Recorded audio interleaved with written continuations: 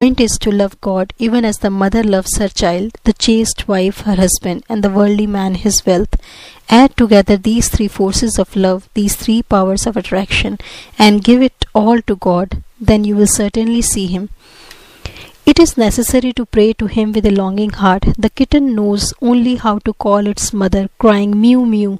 It remains satisfied wherever its mother puts it, and the mother cat puts the kitten sometimes in the kitchen, sometimes on the floor, and sometimes on the bed.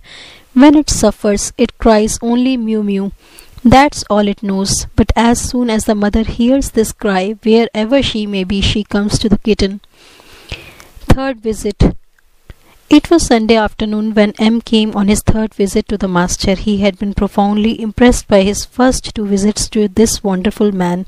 He had been thinking of the master constantly, and of the utterly simple way he explained the deep truths of the spiritual life. Never before had he met such a man. Sri Ramakrishna was sitting on the small couch. The room was filled with devotees who had taken advantage of the holiday to come to see the master. M had not yet become acquainted with any of them, so he took his seat in a corner. The master smiled as he talked with the devotees. He addressed his words particularly to a young man of 19 named Narendranath, who was a college student and frequented the Sadharan Brahmo Samaj. His eyes were bright, his words were full of spirit, and he had the look of a lover of God. M guessed that the conversation was about worldly men who look down on those who aspire to spiritual things.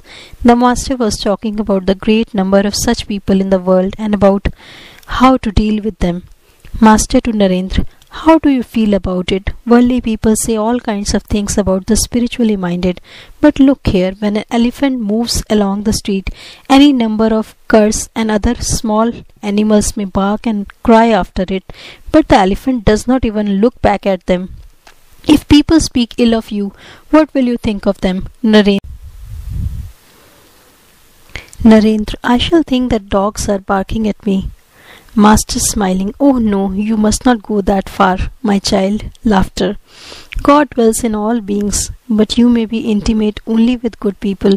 You must keep away from the evil-minded. God is even in the tiger, but you cannot embrace the tiger on that account. You may say, why run away from a tiger, which is also a manifestation of God?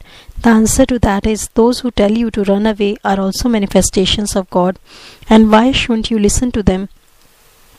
Let me tell you a story. In a forest there lived a holy man who had many disciples. One day he taught them to see God in all beings, and knowing this, to bow low before them all. A disciple went to the forest to gather wood for the sacrificial fire. Suddenly he heard an outcry: "Get out of the way! A mad elephant is coming!" All but the disciple of the holy man took to their heels. He reasoned that the elephant was also God in another form. Then why should he run away from it? He stood still, bowed before the animal, and began to sing its praises. The mahout of the elephant was shouting, "Run away, run away!" But the disciple didn't move. The animal seized him with its trunk, cast him to one side, and went on its way. Hurt and bruised, the disciple lay unconscious on the ground. Hearing what had happened, his teacher and his brother disciples came to him and carried him to the hermitage. With the help of some medicine, he soon regained consciousness. Someone asked him, "You knew the elephant was coming. Why didn't you leave the place?" "But," he said, "our teacher has told us that God himself has taken all these forms of animals as well as men. Therefore, thinking it was only the elephant God that was coming, I didn't run away." At this, the teacher said, "Yes, my child, it is true that the elephant God was coming, but the mahout God forbade you to stay there. Since all are manifestations of God, why didn't you trust the mahout's words? You should have heeded the words of the mahout God. It is said in the scriptures that water is a form of God, but some water is fit to be used for worship, some water for washing the face, and some only for washing plates or dirty linen. This last sort cannot be used for drinking or for a holy purpose.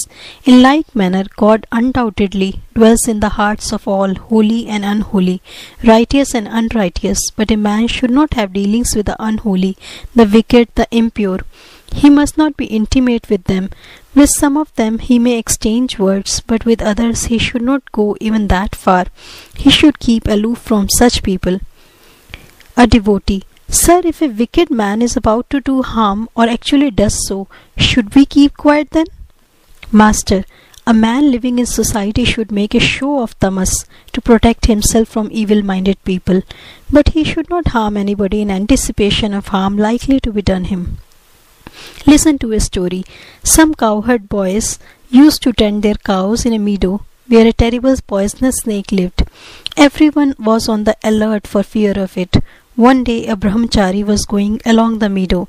The boys ran to him and said, "Revered sir, please don't go that way. A venomous snake lives over there." "What of it, my good children?" said the brahmachari. "I am not afraid of the snake.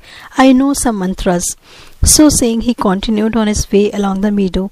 But the cowherd boys, being afraid, did not accompany him. In the meantime, the snake moved swiftly toward him with upraised hood.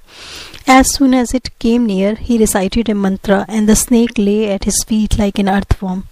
The brahmachari said, "Look here, why do you go about doing harm? Come, I will give you a holy word. By repeating it, you will learn to love God. Ultimately, you will realize Him, and so get rid of your violent nature." Saying this, he taught the snake a holy word and initiated him into a spiritual life. The snake bowed before the teacher and said, "Revered sir, how shall I practice spiritual discipline?" "Repeat the sacred word," said the teacher, "and do no harm to anybody." As he was about to depart, the brahmachari said, "I shall see you again." Some days passed, and the cowherd boys noticed that the snake would not bite. They threw stones at it. Still it showed no anger. It behaved as if it were an earthworm. One day one of the boys came close to it, caught it by the tail, and whirling it round and round, dashed it again and again on the ground, and threw it away. The snake vomited blood and became unconscious. It was stunned. It could not move, so thinking it dead, the boys went their way. Late at night, the snake regained consciousness. Slowly and with great difficulty, it dragged itself into its hole. Its bones were broken, and it could scarcely move. Many days passed. The snake became a mere skeleton, covered with skin. Now and then at night it would come out in search of food. For fear of the boys, it would not leave its hole during the daytime. Since receiving the sacred word from the teacher, it had given up doing harm to others. It maintained its life on dirt, leaves, or the fruit that dropped from the trees. About a year later, the brahmachari came that way again and asked after the snake. The cowherd boys told him that it was dead, but he could not believe them. He knew that the snake would not die before attaining the fruit of the holy word with which it had been initiated. He found his way to the place, and searching here and there called it by the name he had given it. Hearing the teacher's voice, it came out of its hole and bowed before him with great reverence. "How are you?" asked the brahmachari. "I am well,